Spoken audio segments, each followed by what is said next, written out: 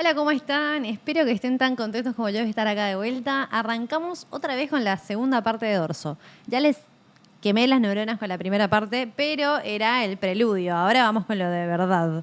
Complicado. Bien, partes blandas. ¿Cuándo hablamos de partes blandas? Cuando hablamos de tejidos básicamente no óseos, ¿sí? A ver, la palabra o la expresión partes blandas se usa mucho más en esplagnología para referirnos a lo que es la parte de las vísceras, ¿sí? Acá, cuando hablemos de partes blandas, vamos a estar hablando de lo que es la parte muscular, ¿sí? ¿Por qué? Porque el enfoque que tiene el locomotor va a ser en lo que es la estructura ósea y las articulaciones, y por otro lado, en las estructuras musculares que le dan movilidad a esas estructuras óseas y articulares, ¿sí? Entonces, acá nosotros lo que vamos a hacer es abordar la parte que nos queda pendiente, que sería la parte de los músculos, ¿sí? Bien, arrancamos entonces. Lo que vamos a hacer es ver el tema de la organización de planos, ¿sí? Que esto es algo que lo vamos a charlar bien para que se entienda bien cómo nos vamos a manejar no solamente en dorso, sino que para miembro superior, más que nada para lo que sería antebrazo y para lo que sería en miembro inferior, pierna, ¿sí? Es muy importante el tema de los planos. Y bueno, inervación y irrigación y la topografía. Como les digo, topografía en general hay prácticamente en todos los trabajos prácticos y es muy importante entender el espacio que estamos analizando, qué contenido tiene y qué límites. Entonces vamos a ir a eso al final de la clase. Bien, organización en planos. Acá les dejo este pequeño esquema. ¿Por qué? Porque según el autor es cómo va a organizar los planos.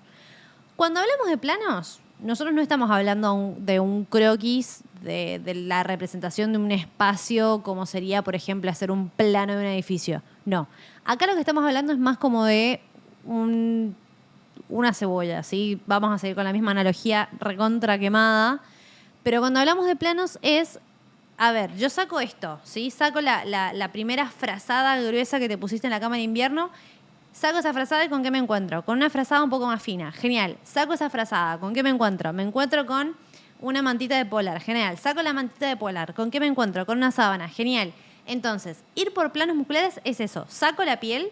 Genial. ¿Con qué me encuentro? Tejido celular subcutáneo. Perfecto. Saco el tejido celular subcutáneo. ¿Con qué me encuentro?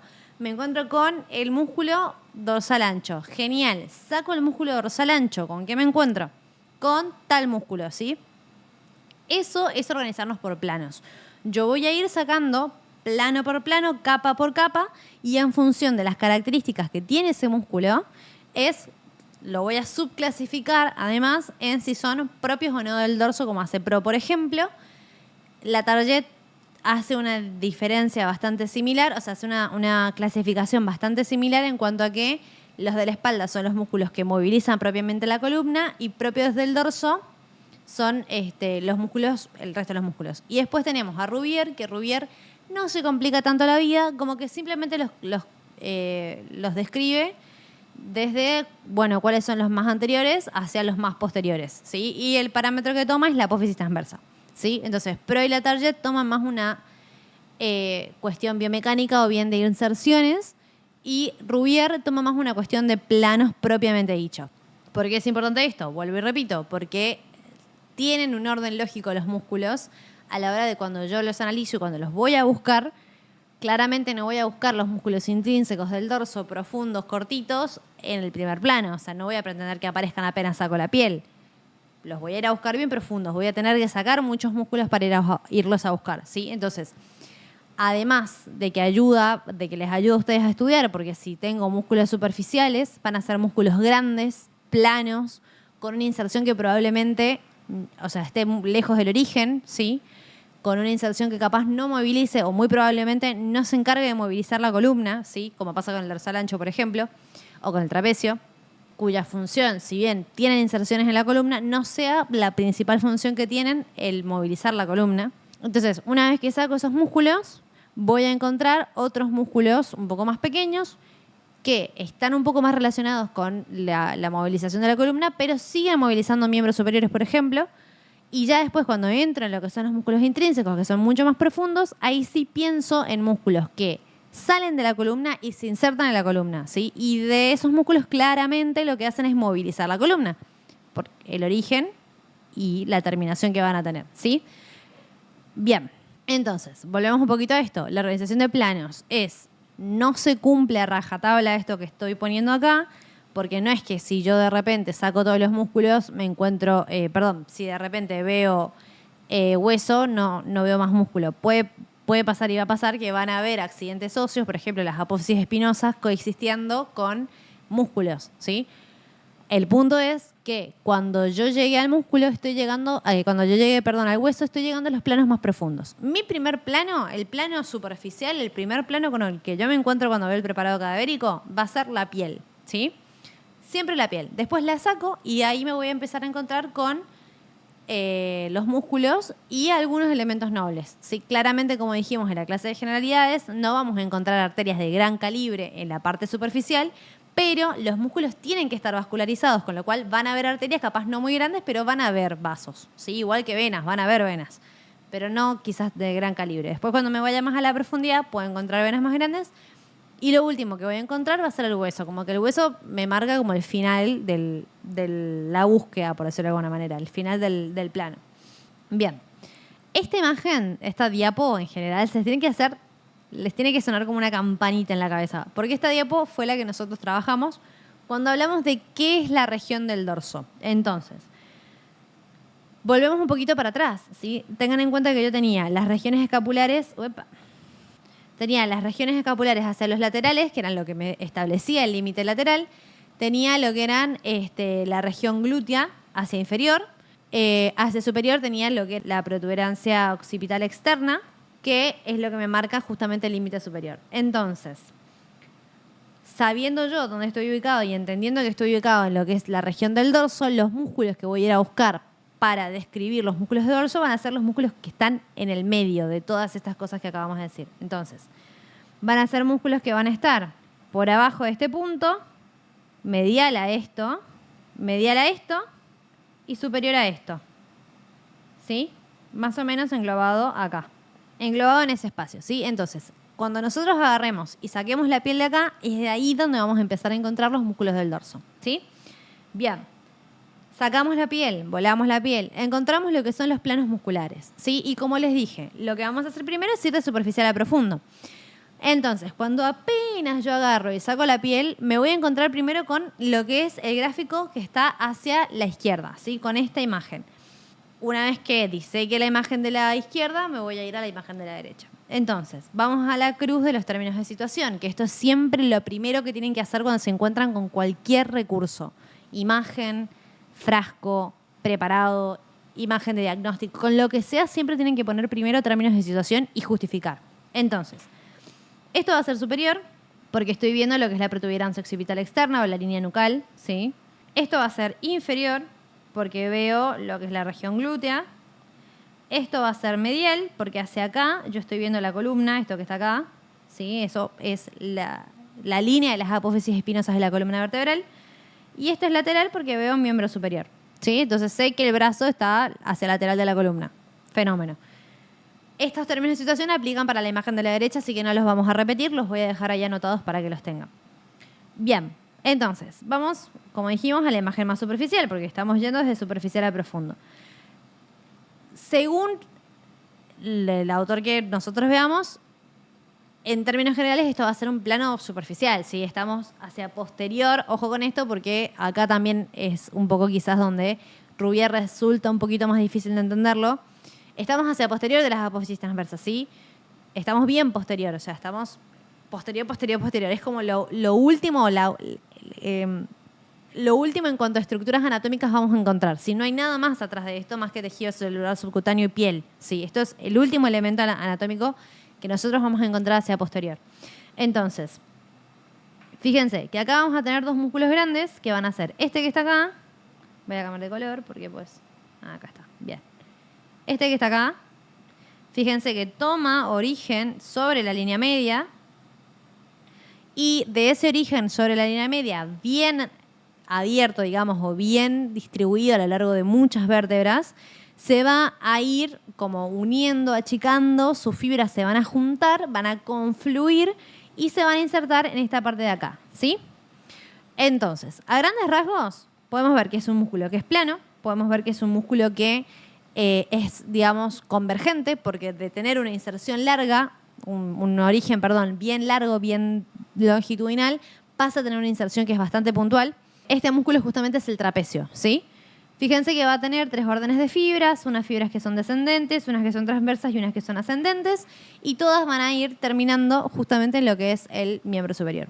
Más precisamente lo que sería la escápula, ¿sí? Bien. Después, dentro de este mismo plano, un poco más inferior, fíjense que acá vamos a tener de vuelta un músculo que es bien ancho, que de hecho no llegamos a ver su inserción en dorso, justamente porque no es un músculo cuya función sea movilizar la columna, ¿sí? O sea, no es la función principal dentro de su biomecánica. Fíjense que toma un origen acá, bien tendinoso, y se va confluyendo hacia el miembro superior, ¿sí? Este es el dorsal ancho, ¿sí? Fíjense cómo toma su origen en lo que es la faceta oracolumbar, y de ahí se va hacia lo que sería el húmero, ¿sí? A tomar su inserción distal. Su origen es la faceta oracolumbar, ¿sí? Bien, estos son los 2 músculos que nosotros vamos a encontrar en el primer plano, ¿sí? Son músculos grandes, son músculos planos, en general son músculos convergentes. ¿Por qué? Porque tienen un origen donde podemos ver justamente esto que les comentaba con el trapecio. Sus fibras están distribuidas a lo largo de una línea bien larga, o sea, no es un punto el de origen, sino que es una línea donde se insertan en las apófisis espinosas de las vértebras de la columna. Entonces, son músculos planos y toman inserción básicamente en miembro superior. O sea, no tienen inserción en lo que sería ningún accidente óseo que corresponda a la columna vertebral, sino que se insertan en el miembro superior. Por eso también tiene que ver esto de ser extrínseco del dorso, porque si bien están en el dorso y tienen un punto fijo en la columna, porque tienen una inserción en la columna, no es la función principal de estos músculos en realidad movilizar la columna, ¿sí? El trapecio lo que más va a hacer es la elevación de los hombros, y el dorsal ancho más que nada lo que es la aducción del miembro, ¿sí? Va a acercar el miembro superior hacia el tronco. Bien, entonces, sacamos estos músculos anchos y nos encontramos con lo que es el plano que está justamente a la derecha. Acá hay un pequeño como disclaimer porque, primero que nada, estamos teniendo como una mezcla de planos o de elementos. Nosotros dijimos que la región del dorso iba desde la región escapular, todo lo que es la parte medial entre las regiones escapulares. Entonces, esto no nos interesa por ahora, ¿sí? Porque esa parte son músculos, justamente, fíjense, estos rebordes que yo veo óseos son justamente de la escápula. Entonces, eso no entra, digamos, es problema para el trabajo práctico que viene, ¿sí? Entonces, esto lo olvidamos un poquito por ahora, no nos interesa. Vamos a quedarnos con las estructuras que están mediales. Claramente, como pasa con el trapecio, también hay estructuras que toman inserción ahí. No las vamos a estudiar en profundidad ahora. O sea, vamos a decir, bueno, se insertan acá, listo, no mucho más. Bien, entonces, lo primero que se ve básicamente es este músculo, ¿sí? Que fíjense que acá está cortado y en la imagen anterior no se ve bien porque el resto de las estructuras lo están tapando. Pero ese músculo es el romboides, ¿sí?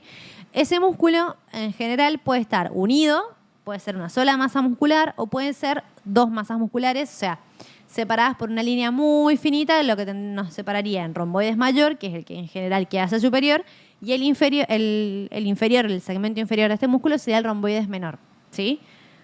Romboides. Y hacia inferior, fíjense este músculo que tiene una forma súper graciosa, ¿sí?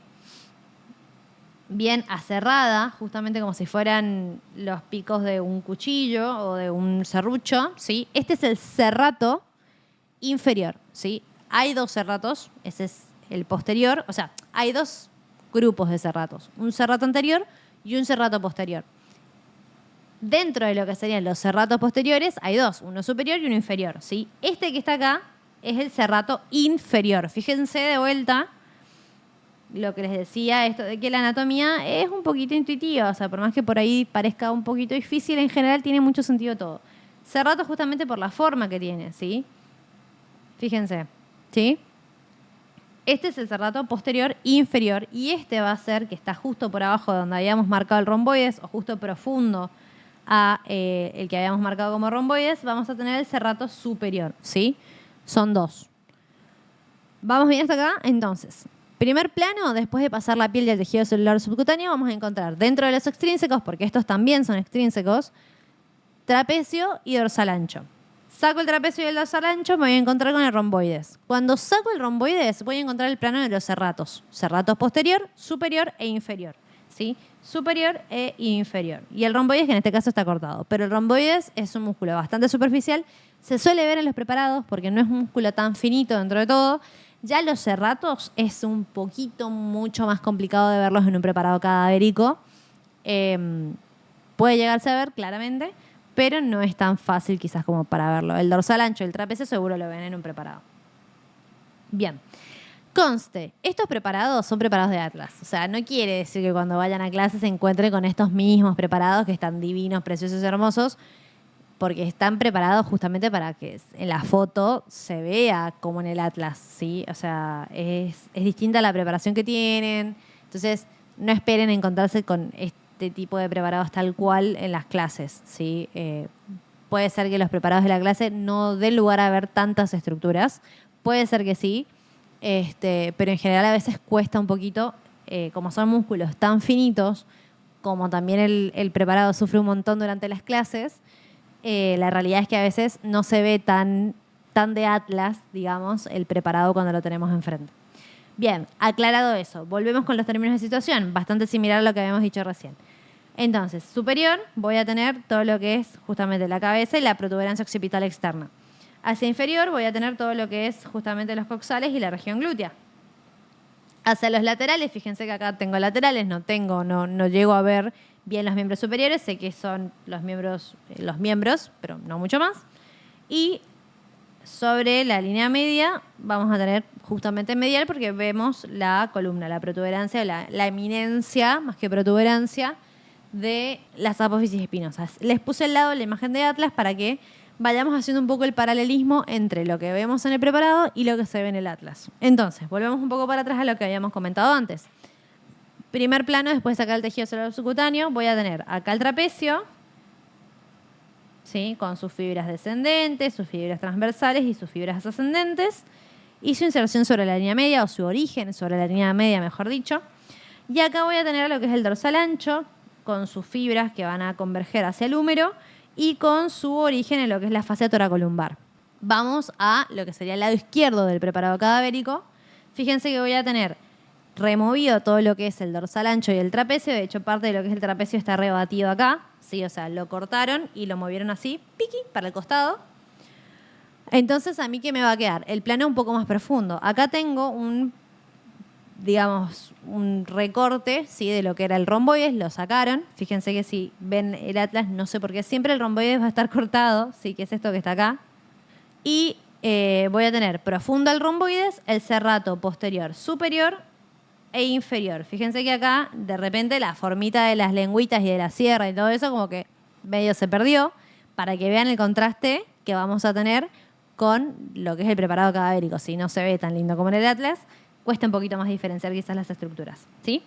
Y acá se empieza a asomar un músculo que ya sí es un músculo intrínseco de la columna, ¿sí? Cuando saco los serratos me voy a encontrar con otro músculo y ya pasamos sí al plano de los músculos intrínsecos de la columna. Bien, entonces, pasando a lo que es el plano de los músculos intrínsecos de la columna, vamos a encontrar este músculo, que es el erector de la columna. Fíjense que es muy similar la disección que vemos en la imagen de Atlas, que sería la imagen que está hacia la izquierda, y la imagen que vemos del preparado, ¿sí? Entonces, el erector de la columna es un músculo que se va a, digamos, a caracterizar por tener 3 segmentos, ¿sí? Fíjense que yo voy a tener uno acá y otro un poquito más sobre la línea media, ¿sí? Entonces, este segmento que va a ser bien lateral, fíjense que va a tomar inserción en las costillas. Si nosotros buscamos en el preparado cadavérico, tenemos este segmento acá y fíjense que estas pequeñas como lengüitas tendinosas se van a ir perdiendo lo que son las costillas, ¿sí? Ese es el ilio costal, ¿sí? Fíjense cómo toma origen justamente cerca de lo que es, o en la inserción de lo que es el ilíaco, ¿sí? El hueso ilíaco. Después vamos a tener para acá todo lo que es la parte de lo que es el longísimo, ¿sí? Esa parte más media es el longísimo. Justamente es un músculo largo, por eso toma el nombre de longísimo. Y si vamos a lo que es más que nada la mitad izquierda del dibujo, fíjense que volvemos a ver los serratos tapando lo que es la parte más proximal del preparado cadavérico, ¿sí? Bien, entonces, siguiendo un poco con esto, volvemos con los músculos que habíamos dicho. lo que es el erector de la columna, que es una masa muscular que tiene 3 fascículos, el ileocostal, fíjense cómo van las lengüetas insertándose en justamente las costillas, en las diversas costillas a medida que las va alcanzando, y cómo se origina básicamente cerca de lo que sería el hueso del coxal, la parte del ilíaco, ¿sí? La parte ilíaco del hueso coxal, ¿sí? Y tenemos al músculo longísimo y a lo que sería el fascículo semiespinoso, que es el que está más cerca de la línea media, justamente pensando en que el elemento estrictamente sobre la línea media sería las espinas, las apófisis espinosas de las vértebras.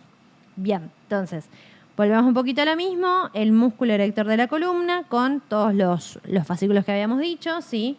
El ileocostal, el longísimo, el semiespinoso. Y de repente acá nos encontramos con estos músculos un poco que son, fíjense que son súper pequeñitos, son muy tendinosos o muy tendinosos, muy de tejido conectivo, no se ven tan carnosos como el resto de los músculos, sino que son cortitos, son chiquitos, son complicados. Bien, estos músculos son parte de lo que sería el grupo de los músculos intrínsecos del dorso, o sea, son músculos que le imprimen movimiento a la columna. Fíjense que en lo que es la imagen de acá al costado se ven un poquito mejor, ¿sí? Lo que tenemos son estos musculitos que están acá, donde vamos a tener justamente estos músculos tienen la característica que van a tomar el nombre de los accidentes vertebrales donde se insertan, ¿sí? Básicamente vamos a tener 3 grupos musculares donde vamos a tener a los intertransversos, los transversoespinosos y los interespinosos. Dentro de estos músculos, dependiendo de la longitud del fascículo muscular y de la vértebra en donde se inserta, van a ser las características que van a tener específicamente, más que nada, lo que son los transversoespinosos, ¿sí?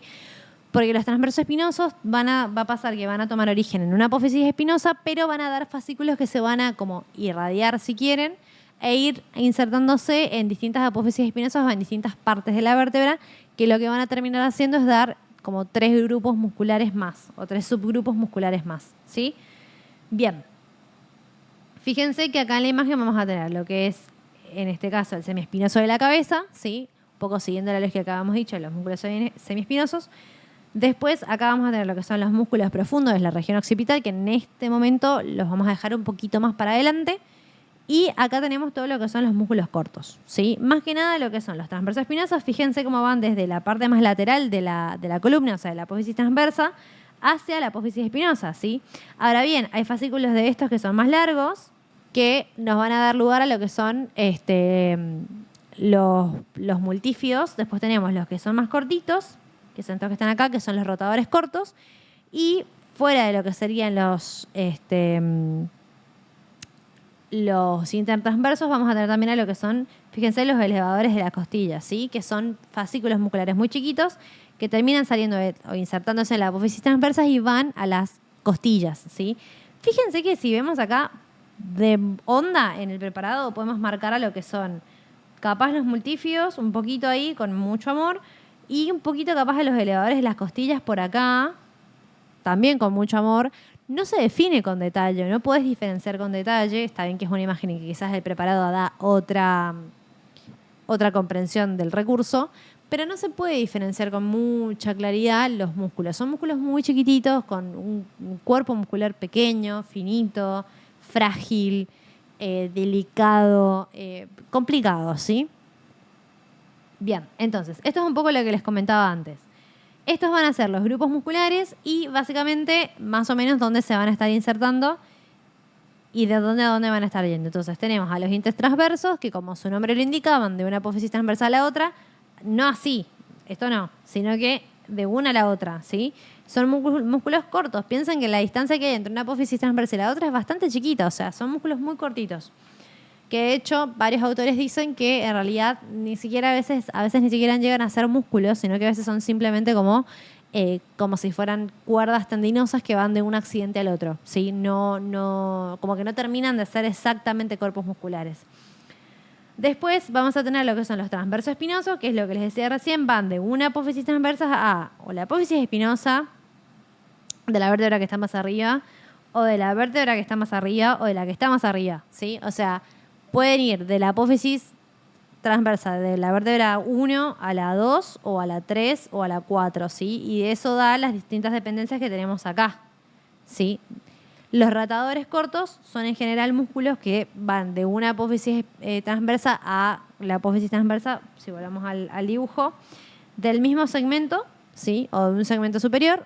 En realidad generalmente son del mismo segmento.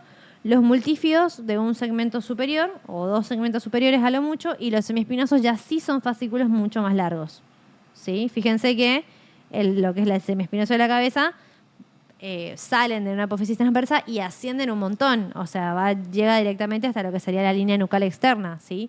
O sea, es un músculo bastante largo que surge como consecuencia de estas fibras de los transversos espinosos, ¿sí? Y después los interespinosos, que justamente lo que van a hacer, si vamos a la imagen, es ir de una apófisis espinosa a la otra. No tiene mucho más complejidad que eso, ¿sí? Bien, entonces, para que se entienda, estos famosos semiespinosos, rotadores y multífidos, en realidad son dependencias o son subtipos, acorde a las inserciones que van a tener, de los transversos espinosos. Dependiendo de a dónde vaya para ese transverso espinoso, si me va a dar un rotador, un multífido o un semiespinoso, por decirlo de alguna manera para que se entienda.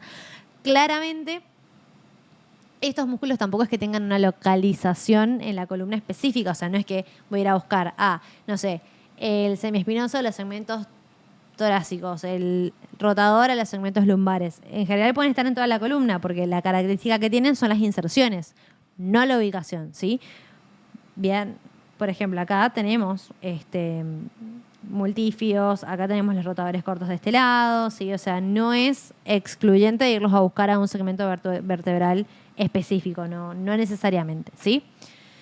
Bien, y estos, junto con lo que sería la masa de los músculos erectores de la columna, son los músculos intrínsecos. ¿Por qué? Claramente si yo, por ejemplo, agarro un transverso espinoso y lo tiro, sí, lo tiro para abajo, lo que voy a estar movilizando va a ser francamente la columna. O sea, no estoy movilizando o miembro superior o miembro inferior, o no estoy movilizando la cabeza. O sea, movilizo la columna por las inserciones que va a estar teniendo. Con el erector de la columna pasa lo mismo. El erector de la columna lo que hace es hacer esto, ¿sí? O sea, básicamente tracciona las vértebras y nos hace justamente enderezar digamos, erector de la columna hace justamente referencia a eso, pone recta la columna, ¿sí? Tracciona se contrae el músculo y lo que hace es básicamente traccionar las vértebras, la parte posterior de las vértebras hacia abajo, dándonos una posición más derecha, ¿sí? Estos músculos tienen funciones variadas, o sea, a diferencia del erector de la columna, que es un grupo muscular que se encarga de esto, de lo que son los semiespinosos, los rotadores, los multífidos, también va a depender cómo se contraigan, si se contraen solos, si se contraen en conjunto con el contralateral, si se contrae solamente un segmento o si se contrae toda la columna, es la biomecánica que van a aplicar. Pero el concepto importante que quiero que entiendan es que estos músculos imprimen directamente un movimiento sobre la columna, a diferencia de lo que son los extrínsecos del dorso, que toman inserciones en el dorso o toman su origen en el dorso, pero no movilizan el dorso en sí mismo, ¿sí? Los cerrotos, por ejemplo, tienen inserciones costales, o sea, no van a estar específicamente movilizando el dorso. Tienen su origen en la columna, pero no movilizan francamente la columna. Trapecio lo mismo. Tiene su origen en la columna, pero tiene su terminación en lo que es la cintura escapular, con lo cual su movimiento, el movimiento que vaya a imprimir, no va a ser directamente sobre la columna. Lo mismo va a pasar con el dorsal ancho. Su movimiento fundamental no va a ser sobre la columna, ¿sí? Está en la columna, tienen su origen en la columna porque toman su origen en la porción, digamos, de las apófisis espinosas de las vértebras, entre otras cosas, porque el dorsal ancho también toma origen en la fase toracolumbar, pero no imprimen movimientos directamente en la columna, ¿sí? Inervación y irrigación. Esto, para que se den una idea, es una mezcla de un montón de cosas, ¿sí? O sea, la inervación es bastante más sencilla que lo que es la irrigación. ¿Por qué? Porque la inervación, ¿se acuerdan cuando vimos en el video pasado lo que es el foramen intervertebral, que hablábamos del nervio espinal que sale y que se divide en una rama anterior y posterior? Bien. Si no se acuerdan, repásenlo del video anterior. Pero una vez que ese nervio espinal se divide en una rama anterior y rama posterior, la rama anterior se nos va al trabajo práctico del miembro superior a formar plexos, etc. La rama posterior se va justamente hacia dorsal y dentro de las funciones que cumple es también darle inervación, tanto sensitiva como motora, al dorso. Ahora bien, no tenemos como un nervio gigante que inerve los músculos del dorso, ¿sí? Tenemos como todos estos ramitos chiquititos que si se ven ahí con mucho amor, vamos a hacer un poquito de zoom, estas ramitas chiquititas que forman paquetes vasculonerviosos que se encargan de justamente darle la irrigación e inervación al dorso. Pero no es como que tengan un nombre fijo que yo agarro este nervio y este es el nervio encargado de la inervación del dorsal. No específicamente, ¿sí? No específicamente, sino que los ramos posteriores de los nervios espinales van a ir a darle inervación sensitiva y motora a los músculos. OJ con los músculos como son el trapecio y el dorsal ancho, ¿sí? Que tienen otros componentes nerviosos que les dan la funcionalidad, ¿sí? El trapecio, por ejemplo, lo que es el nervio accesorio, y el dorsal ancho, ya vamos a ver los nervios de los ramos del plexo braquial, ¿sí? Bien, fuera de eso, el resto de los músculos tiene esa inervación de los ramos dorsales de los nervios espinales. Ahora bien, algo quizás que les resulta un poco confuso esto de decir, ¿qué rayos es una arteria segmentaria? ¿Qué es eso? Bueno, para que se entienda, el foco de la existencia de una arteria segmentaria claramente también va a cumplir funciones en la irrigación de los músculos del dorso, pero mucho más importante que todo eso, porque sin eso no tiene nada sentido, es la médula espinal. ¿Por qué? Porque si yo no tengo médula espinal, no puedo mover nada, no puedo sentir nada. O sea, soy literalmente un palo, soy un vegetal, ¿sí? Entonces, el objetivo fundamental de las arterias segmentarias es darle irrigación a la médula espinal. Ahora bien, la médula espinal arranca súper arriba, o sea, se continúa de lo que es todo el encéfalo y ahí baja y llega hasta las porciones, las últimas torácicas, primeras lumbares. O sea que es larguísima y no es que las segmentarias es la única irrigación que tiene. Viene desde arriba la irrigación, viene desde las arterias medulares que se originan a la altura más o menos del occipital, un poquito más abajo. Sí, por ahí. Entonces, esa arteria es una arteria muy finita, las arterias medulares anteriores y posteriores, que va descendiendo a lo largo de toda la médula espinal. Ahora, es una arteria súper chiquita. Claramente no se la va a bancar sola en todo el viaje desde el occipital hasta las vértebras lumbares, o sea, es muchísimo. Entonces ahí es donde vienen las superheroínas arterias segmentarias. Las arterias segmentarias son ramas de otros vasos, como puede ser, por ejemplo, de la aorta, como pasa con las intercostales, que cuando surgen para ir a cumplir su función, que claramente las intercostales van a ir a irrigar los músculos intercostales, dan ramas que esas ramas se van hacia posterior, hacia el dorso, ¿sí? Se van fundamentalmente, como les digo, a irrigar la médula, a ayudar a la médula a estar bien vascularizada, porque es súper, mega, hiper importante, es como el personaje principal de toda esta historia. Pero dentro de esa rama que va a dar, da otra rama, o sea, esa rama que se va hacia posterior a irrigar la médula, va a dar una rama, va a ceder una ramita para que también se irriguen los pobres músculos del dorso, ¿sí? Entonces, fíjense que si ustedes ven el dibujo, no es que hay una arteria que recorre todo el dorso, sino que son arterias que van saliendo en las distintas alturas de las vértebras para distribuirse a lo largo de todo el dorso. Básicamente es eso, ¿sí? Son ramas que lo que hacen es ayudar, como sumar su granito de arena, en lo que es la irrigación fundamentalmente de la médula, que es lo más importante. De esas ramas que van a la médula, hay ramitas que se van francamente al dorso para los músculos que también necesitan su irrigación. Con las venas pasa lo mismo, pero es al revés. O sea, de estas venas van confluyendo para formar venas más grandes que van a salir y van a ir a drenar alguna vena más grande en otro espacio, digamos. Pero el mapa o el camino que siguen es el mismo, solamente que es inverso. Entonces, para terminar de cerrar la idea de lo que es la parte de la vascularización de la irrigación arterial, de la porción cervical, estas son las arterias que irrigan. Esto no hace falta que lo sepan, o sea, cuando lo lean lo van a leer como algo más teórico, no las van a poder ubicar todavía estas ramas porque claramente todavía no lo vimos, pero para que lo tengan como concepto y ya van a ver que cuando vean estas arterias van a decir, porque tiene todo el sentido del mundo, ¿sí? Entonces, estas son las arterias segmentarias que forman parte de la vascularización del dorso, ¿sí? Cervical profunda, cervical ascendente, occipital y basilar, a lo que es el nivel cervical, el nivel torácico, las intercostales y las subcostales, y a nivel lumbar y sacro, lo que son las ilios lumbares, lumbares y sacras, ¿sí? Bien. Y por último, pero que sea último no quiere decir que sea menos importante, de hecho, casi que todo lo contrario, es muy, muy importante este tema, lo que es el triángulo suboccipital. Cuando nosotros hablamos de topografía, habíamos dicho que un espacio topográfico es un espacio justamente anatómico que va a tener límites y contenido, ¿sí? Que no es un espacio que se elige o que se define por capricho, sino que en general es un espacio que tiene importancia anátomo-funcional. O sea, es un espacio anatómico claro, que además tiene elementos que son importantes para la funcionalidad. Entonces, dentro de lo que es dorso, vamos a tener un montón de espacios topográficos, más que nada definidos a lo que es la parte de la topografía superficial, que son más que nada, hay muchos que son para lo que es la semiología, para ir a auscultar, que es escuchar con el estetoscopio ciertos elementos del tórax, que nada, para lo que es anatomía es un montonazo y no hace falta que lo sepan. Lo verán y les quemarán las pestañas con eso en semio y en interna, pero este no sería como el momento ideal.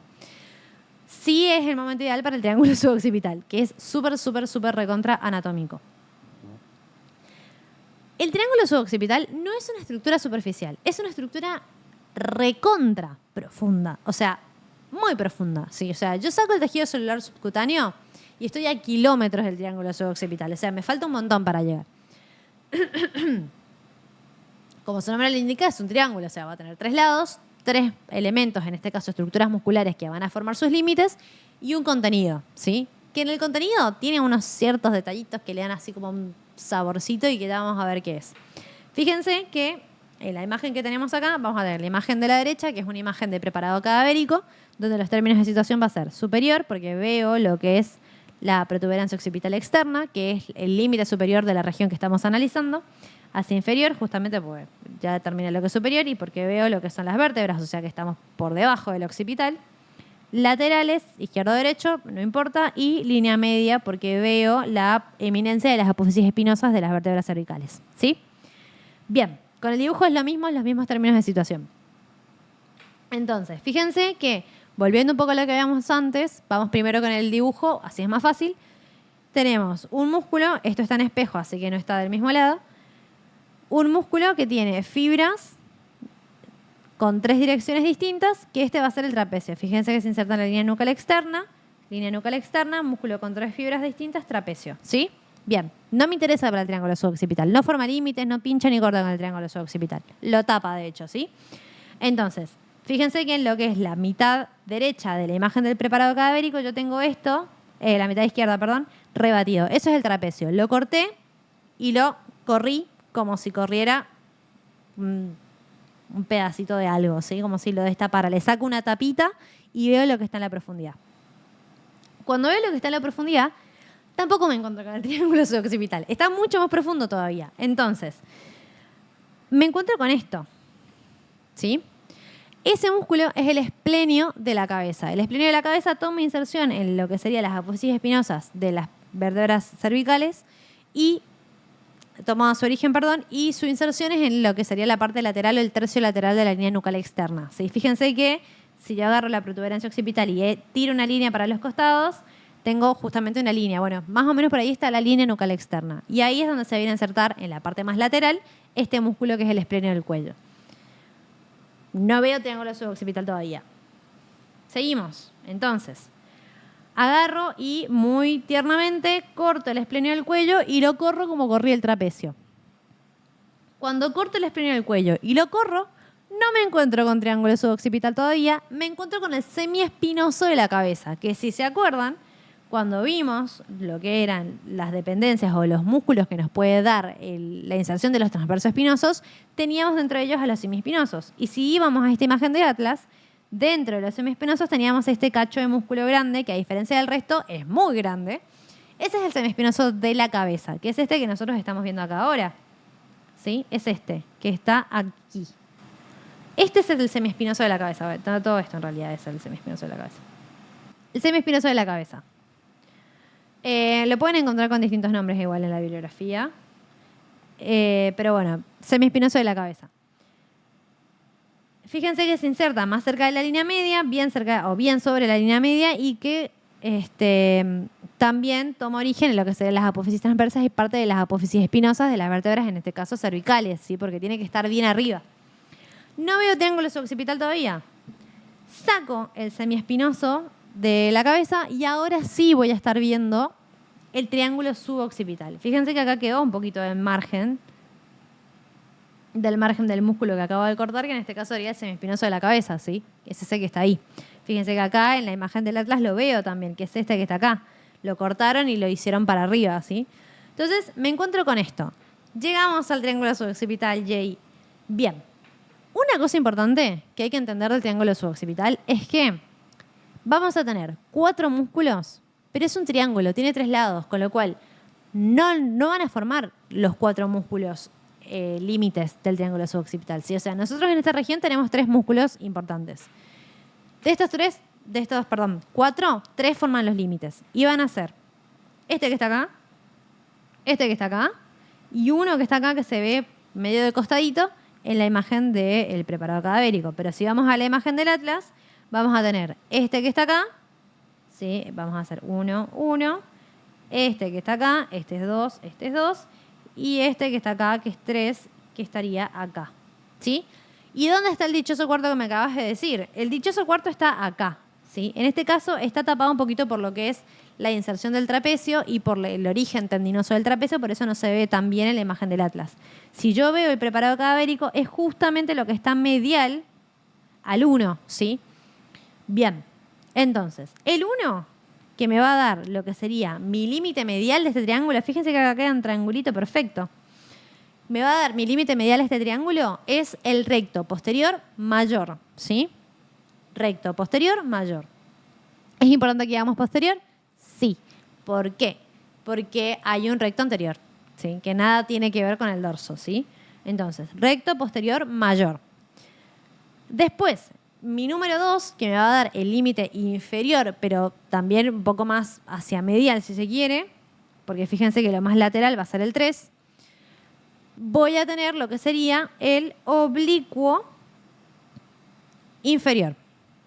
Sí, oblicuo inferior. Fíjense que toma una dirección oblicua, así que oblicuo inferior. Y después el 3, por último, que está acá arriba, que me da mi límite superolateral, va a ser el oblicuo superior, ¿sí? Entonces, entre oblicuo superior, oblicuo inferior y recto posterior mayor me dan mi triángulo. El que queda acá hacia medial, el que habíamos marcado con el número 4, es el recto posterior menor. Pero ese no forma, y quiero que quede súper así claro y asentadísimo, no forma parte de los límites del triángulo suboccipital, ¿sí? Está ahí, existe, pero no forma parte de los límites, ¿sí? Bien, fíjense que lo que sería el recto posterior mayor y el oblicuo inferior van al mismo lugar.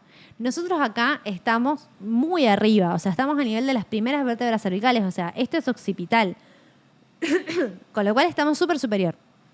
Entonces, estos dos van a tomar su origen, o se van a insertar también, en lo que es la apófisis espinosas de C2. C2, ¿sí? Y el recto mayor, el recto posterior mayor, se va a ir a insertar a lo que es la línea nucal un poquito más lateral de lo que es la protuberancia occipital externa, ¿sí? A la línea nucal. El oblicuo inferior va a salir desde la apófisis espinosa y se va a ir a la apófisis transversa de C2, ¿sí? Y el oblicuo superior va a originarse de la apófisis transversa de C2 y se va a ir a insertar también a lo que es la línea nucal externa, ¿sí? Después vamos a tener al recto menor, que ese toma su origen en C1, es un poquito más arriba, un poquito más superior. Y de ahí se va a ir hacia la línea nucal o la protuberancia occipital, así que está un poquito más cerca de la línea media. Bien, entonces, eso con respecto a lo que son los límites y los músculos que conforman. Ahora, si yo tengo un espacio topográfico, que es lo que les dije recién, yo tengo los límites y necesito tener un contenido, porque si no, ¿para qué estoy escribiendo este espacio? Bueno, fíjense que yo voy a tener este elemento y un elemento allá lejos en el fondo de esta fosa, que es esto, ¿sí? Ahora, quiero que quede claro un nuevo concepto que vamos a sumar a esta clase, que es, supongamos, hipotéticamente, que mis dedos, estos 2 dedos de mi mano, son los límites de un espacio topográfico. Por definición, el contenido de un espacio topográfico es aquel que se encuentra comprendido o que atraviesa los límites de dicho espacio topográfico. Entonces, mis límites son estos, son mis dedos, ¿no? Lápiz va a ser un contenido X. Si yo lo pongo acá, así, adelante, no es contenido. Si yo lo pongo así acá atrás, no es contenido, porque no está atravesando los límites. Ahora, si el lápiz pasa así, o pasa así, o pasa así, o pasa así, no importa, pero atraviesa los límites, ¿sí? Estos límites de mi mano, es contenido. Entonces, con el triángulo suboccipital pasa exactamente lo mismo. O sea, yo voy a tener este elemento que está por acá, está pasando por arriba, está haciendo esto. Se está apoyando sobre los límites, pero no es contenido, ¿sí? Tengo este elemento que habíamos marcado recién ahí, que fíjense que viene de la profundidad, todo divino, hermoso, feliz. Ese sí es contenido, porque está atravesando los límites, o sea, está haciendo esto. Y después tengo esto, que está acá, en la profundidad, bien grandote, que no sale, que se pone, básicamente está así, o así si quiere, porque está re lejos, bien en la profundidad, no es contenido tampoco, ¿sí? ¿Y por qué me estás diciendo esto? Y porque esas estructuras que no son contenidos son estructuras que son muy importantes para tenerlas en cuenta en este espacio topográfico, ¿sí? Bien, fíjense, vamos a la primera estructura. Quiero que piensen en sus mentes y se tomen un momento para pensar, qué reiterativa, pero para hacer sus apuestas. Es arteria, vena o nervio. Tienen 3 opciones, nada más. Fíjense, antes de decirles la respuesta, que es bien nacarado, es brillante, es chato, no aparenta tener luz. Es bastante regular, en este punto no está dando ninguna rama, con lo cual eso tampoco quizás nos ayuda mucho. Es un nervio, ¿sí? Ese es el nervio occipital mayor. Está pasando por arriba del triángulo suboccipital. No atraviesa sus límites, no es contenido. Ahora, el espacio suboccipital, el triángulo suboccipital, nos sirve a nosotros para poder identificar esta estructura, porque yo sé que va a estar cerca de estos límites, sé que está cerca de esos músculos. Entonces, si yo ubico el triángulo suboccipital, sé que el nervio occipital mayor tiene que estar ahí. Vamos con esta estructura que está acá. Está pintada de amarillo, así que es nervio, ¿sí? Si volvemos a la foto de atrás, fíjense que se ve un poquito más irregular. Es un poquito más confuso, les concedo que no se ve quizás tan clarito que es un nervio, pero es un nervio. Este es el nervio suboccipital, ¿sí? Es el único elemento que va a ser contenido de este triángulo. El único. Énfasis en el único. Y por último, y esto es quizás todo es importante, pero digo, quizás es de lo más importante, tenemos este elemento que está acá. Que fíjense, les doy una ayudita para que hagan trampita, o hacemos trampita juntos. Esto que está acá. Claramente es una divina, hermosa y preciosa luz, ¿sí? Fíjense que el elemento este que está acá en la profundidad es grande, es brillante, se ve que tiene un reborde, o sea, que es como bien tridimensional, bien cilíndrico. Es una arteria, ¿sí? Y no es cualquier arteria, es la arteria vertebral, ¿sí? Tengan en cuenta que nosotros habíamos dicho cuando vimos las generalidades de dorso que las vértebras cervicales tenían una apófisis transversa con un foramen transverso por el cual pasaba una arteria muy, muy importante. Bueno, es esta arteria muy, muy importante. Es la arteria vertebral, ¿sí?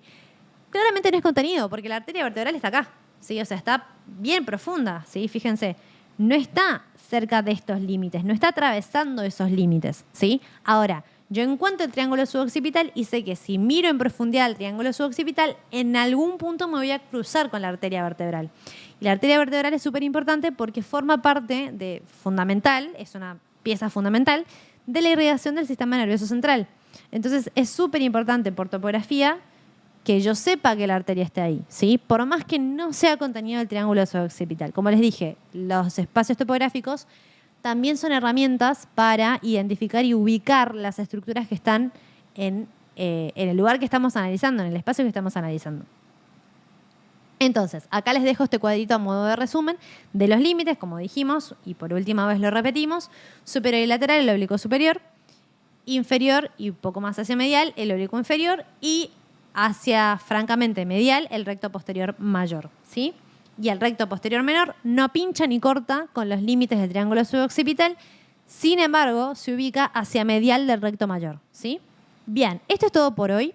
Espero que no hayan terminado tan quemados. Mi consejo para encarar dorso, que dentro de todo es un trabajo práctico bastante corto, es que vayan por partes, vayan tranquilos. Cuando estudien los músculos, no se vuelvan locos con memorizarse finamente cómo se ve y cómo está cada músculo, sino razonen las inserciones, piensen en las inserciones, a dónde va, de dónde viene. Entonces, eso les va a ayudar a decir mucho qué es lo que hace el músculo y por qué sería intrínseco o extrínseco.